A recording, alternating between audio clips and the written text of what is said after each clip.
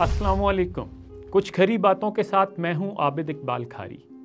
अमरीकियों की करप्शन के हवाले से वसुतुल्लाह खान साहब ने अपने कालम में लिखा है कि करप्शन को जड़ से उखाड़ना मुश्किल ही नहीं नामुमकिन है। अलबत्ता कुछ ममालिक में इसे आर्ट बना दिया गया है और फिर ये ममालिक इस आर्ट को बारीक हरूफ में छुपी कानूनी लच्छेदारियों और दिलकश इस्तिलाहात में पोशीदा रख के अपनी कौमी ईमानदारी के दुर्रे पाकिस्तान जैसे अनाड़ी ममालिक की पीठ पर बरसाते रहते हैं। पाकिस्तानियों ने अमेरिका से बहुत कुछ सीखा मगर करप्शन का आर्ट न सीख पाए कि पकड़ाई हो भी जाए तो एहतसाब ना हो पाए और एहतसाब भी हो जाए तो सज़ा ना हो पाए।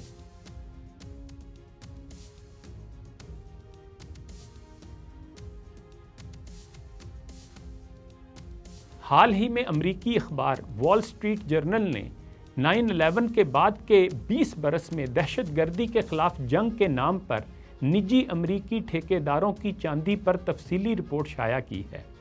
इसमें ऐसे ऐसे इंकशाफात हैं कि पढ़ने वाला दांतों तले उंगलियां चाब ले। इस रिपोर्ट के मुताबिक अमरीका ने इराक़ अफ़गानिस्तान समेत मगरबी एशिया और मशरक़ वुस्ता में 20 बरस के दौरान लड़ी जाने वाली जंगों पर 14 ट्रिलियन यानी 14 खरब डॉलर खर्च किए। इसमें से लगभग 40% रकम सप्लाई और तहफ़्फ़ुज़ाती खिदमात अंजाम देने वाले निजी ठेकेदारों, दलालों और असला फरोश कंपनियों की जेब में गई।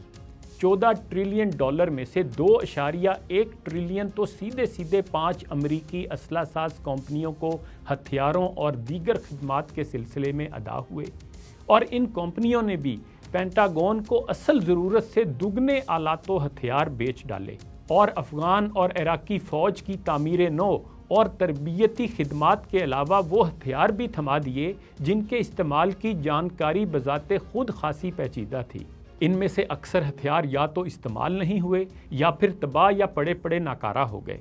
मैदान जंग की नौइयत देखते हुए बहुत से जदीद तरीन हथियारों और अस्करी आलात की ज़रूरत भी नहीं थी, मगर एक अमरीकी मुहावरा है कि अच्छा सेल्समैन वो है जो कुतुब शुमाली के बाशिंदों को बर्फ़ ख़रीदने पर कायल कर ले। हंगामी हालात में फौरी ज़रूरत के बहाने बोलियां तलब किए बगैर ठेकेदारों को नवाजा गया। सरकारी पैसा किस तरह हलवाई की दुकान समझकर दादाजी की फातिहा के लिए इस्तेमाल हुआ, इसकी एक मिसाल ये है कि अफ़गानिस्तान के जिसकी 2/3 देही मईशत का दारोमदार ही गल्लाबानी पर है, ऐसे मुल्क में कश्मीरा ओन की पैदावार को फ़रोग़ देने के मंसूबे के नाम पर 6 मिलियन डॉलर खर्च करके 9 अतालवी भेड़ें मंगवाई गईं, मगर कश्मीरा ओन का एक बाल भी पैदा ना हो सका और फिर इस मंसूबे को खामोशी से लपेट दिया गया। एक नौजवान अफ़गान मुतरज्जम ने अमरीकी फ़ौज को बिस्तर की चादरें फराहम करने का ठेका हासिल कर लिया। इस काम में उसे इतना फ़ायदा हुआ कि उसने चंद बरस में ही एक टीवी चैनल, एक एयरलाइन समेत पूरी कारोबारी सल्तनत खड़ी कर ली।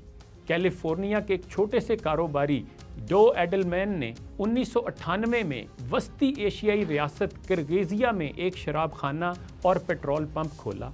9/11 के बाद जब अमरीकी फ़ज़ाइया ने बशकीक एयरबेस की सहूलतें इस्तेमाल करना शुरू की तो एडलमैन ने एक मुकामी शराकतदार से मिलकर 2 कंपनियां कायम की और अमरीकी तैयारों के लिए ईंधन सप्लाई का काम शुरू कर दिया। काम इतना बढ़ा कि बग्राम एयरबेस को ईंधन की सप्लाई के लिए पाइपलाइन की तामीर का काम भी इन्हीं कंपनियों को मिल गया। पेंटागन ने एडलमैन को ये ठेके सिंगल बोली की बुनियाद पर अता किए और 4 अरब डॉलर के ठेके हासिल किए। सैकड़ों मिलियन डॉलर का मुनाफा एडलमैन की जेब में गया और मुकामी पार्टनर ने मुनाफा की तकसीम में बददियानती के अल्फाज में कैलिफोर्निया की एक अदालत में इस वक्त मिस्टर एडलमैन पर मुकदमा ठोक रखा है, जबकि एडलमैन साहब फ़िलहाल लंदन के एक महलनुमा मैंशन में ज़िंदगी के मज़े लौट रहे हैं। एक कमाल कहानी अमरीकी रियासत ओहायो से ताल्लुक़ रखने वाले नेशनल गार्ड्स के 2 साबिक फ़ौजियों गद मोनन और ग्रेग मिलर की है। 2003 में इन्होंने इराक़ में अमरीकी फ़ौज के लिए अरबी मुतरज्जम सप्लाई करने के लिए मिशन एसेंशियल ग्रुप के नाम से कंपनी बनाई। 2007 में इन्हें अफ़गानिस्तान में मुतरज्जम सप्लाई करने के लिए $300 मिलियन का सिंगल बोली ठेका भी मिल गया। मिशन एसेंशियल के चंद साबिक मुलाजमों के बकौल गद मोनन होटल के कमरे के पैसे बचाने के लिए अपनी कार में ही सोने के लिए मशहूर थे, लेकिन जब अफ़गानिस्तान में मुतरज्जमों की फराहमी का ठेका मिला तो गद मोनन ने एक कंट्री क्लब गोल्फ कोर्स से मुतसिल $13 लाख मालियत का 6400 स्क्वायर फीट का घर खरीदा और एक क्लासिक फरारी को सवारी बनाया। जैसे जैसे काम बढ़ता गया, मुतरज्जमों की तनख्वाहें कम होने लगीं और $750 माहाना की तनख्वाह पहले 500 और फिर $300 पर आ गई। 2010 तक मिशन एसेंशियल के फराहम करदा 7000 मुतरज्जम मुख्तलिफ अमरीकी यूनिटों के साथ काम कर रहे थे। 2012 के एक साल में कंपनी ने पेंटागन को $860 मिलियन की बिलिंग की। इससे अंदाज़ा हो सकता है कि 2007 से 20 तक कंपनी ने कितना कमाया होगा और इसमें से कितना मुतरज्जमों को तनख्वाह की शक्ल में दिया होगा। अफ़गानिस्तान की तामीर नौ के निगरान अदारे सिगार के मुताबिक 20 बरस के दौरान अफ़गानिस्तान में तामीराती ढांचे पर $150 बिलियन खर्च हुए। शाहराहों, हस्पतालों, पुलों और फैक्ट्रियों की तामीर के लिए मुख्तस $7.8 बिलियन में से महज 15% ही खर्च हो पाए। $2.4 बिलियन ऐसे तामीराती मंसूबों में झोंक दिए गए जो या नामुकम्मल छोड़ दिए गए या उन्हें मुकम्मल होने के बाद भी कभी इस्तेमाल नहीं किया गया। यूएसएड ने एक कंपनी को 1200 मील तवील पथरीली सड़क बनाने के लिए $270 मिलियन का ठेका दिया। 3 बरस में सिर्फ 100 मील सड़क बन पाई और फिर यूएसएड ने ठेका मनसूख कर दिया। ना ठेकेदार से हर्जाना लिया गया, ना ही दी गई रकम वापस हुई।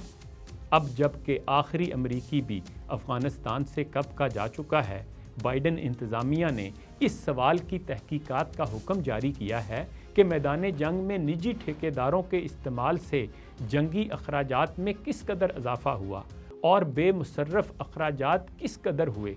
बज़ाहिर रिपोर्ट बनेगी ज़रूर, मगर दफ्तरी कार्रवाई का मुंह भरने के लिए।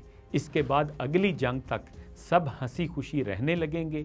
जब हालिया जंगों से कमाई गई रकम 1/3 रह जाएगी तो फिर किसी न किसी बहाने एक और जंग रचाई जाएगी। इन्हीं गुजारिशात के साथ आबिद इकबाल खारी को इजाज़त दीजिए। अपना ख्याल रखिएगा। अल्लाह हाफ़िज़।